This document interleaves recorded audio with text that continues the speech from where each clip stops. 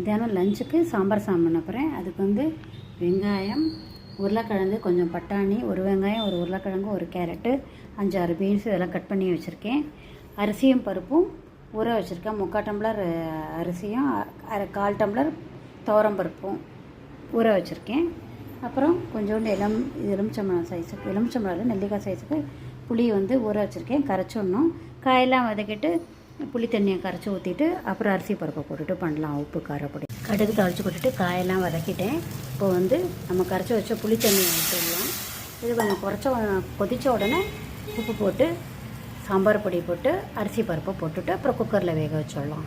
கேப்சிகமும் போட்டேன், வாசனையாக இருக்கும். அப்புறம் புளி தண்ணியை விட்டுட்டு அதுக்கப்புறம் நம்ம இதையும் போட்டாச்சு, அரிசி பருப்பையும் போட்டாச்சு. 1க்கு 3 தண்ணி கணக்கு. 1 டம்ளர் புளி தண்ணி இருந்து 2 டம்ளர் தண்ணி விட்டேன். குக்கரில் டைரெக்டாக விட்டுட்டு இப்போ சவுண்டு விட போகிறேன். 4 சவுண்டு. வானிலையில் வதக்கினது குக்கரில் போட்டு கொஞ்சம் நெய், கொஞ்சம் சர்க்கரை,